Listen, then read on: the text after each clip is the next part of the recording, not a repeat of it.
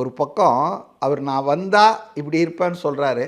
அதை நீங்கள் நம்பாமல் கூட இருக்கலாம். ஆனால் ஒரு 500 கோடி 1000 கோடி வருமானம் உள்ள சினிமா துறையை தூக்கி போட்டு வந்திருக்கிறாரு. அது இவரை காட்டுதை. இவர் பணத்தின் மேலே இவருக்கு வெறி இல்லை, பணத்தை சம்பாதிக்கணும், சொத்து குவிக்கணும் அப்படின்னு ஆசை இருந்தால் அவர் ரஜினிகாந்த் மாதிரி 75 வயசுலேயும் நடிக்கலாம். நடிக்கக்கூடாதா? கமலை மாதிரி கமலை மாதிரி நடிச்சுக்கிட்டே இருக்கலாம். அதனால் ஒரு ஆள் எதை சொன்னாலும் அதை பேக்ரவுண்டில் மக்கள் ஸ்டடி பண்ணி இது சொல்கிறதெல்லாம் எடுத்துக்க மாட்டாங்க.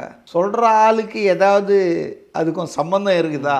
இப்போ ஸ்டாலினோ எடப்பாடியோ எங்கள் ஊழலற்ற ஆட்சியை தான் நாங்கள் கொடுத்துட்டுக்கிறோன்னு சொன்னால் ஜனங்க ஒத்துக்குவாங்களா? டெஃபினட்டாக மாட்டாங்க.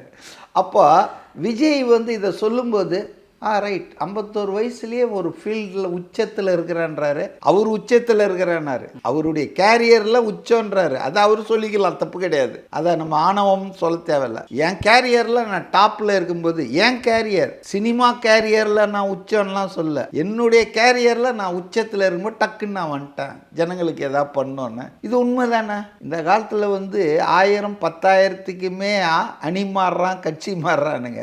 500 கோடின்னு வச்சிங்களா ஒரு வருஷத்துக்கு. இந்த 500 கோடியை ஒரு ஆள் 15 வருஷத்துக்கு விட்டுட்டு வராரு. 10,000 கோடின்னு வச்சிங்களா அப்ராக்சிமேட்டாக எல்லா வியாபாரம் விளம்பரம் எல்லாம் வச்சு. அப்போ அப்படிப்பட்ட ஆள் ஏன் செய்ய மாட்டாருன்னு ஜனங்க நம்புவாங்க. இப்போ அவர் வச்ச மற்ற எல்லாத்துக்கும் விமர்சனம் பண்ணுறாங்களே அதிமுக திமுகலாம், இதுக்கு பற்றி எதுவுமே பேச மாட்டேன்றாங்களே ஏன்? அப்போ லஞ்சம் தான் நம் நாட்டை சீரழிக்கும் முக்கியமான ஒரு 2-3 விஷயத்தில் முதன்மையானது லஞ்சம் தான். ஏன் அதை சொல்கிறேன்னா, நம் நாட்டின் வளர்ச்சி, நம் நாட்டினுடைய மக்களுக்கு கிடைக்க வேண்டிய நலத்திட்டங்கள் எல்லாமே இந்த ஊழலால், கரப்ஷனால் கெட்டு போகுதுங்க.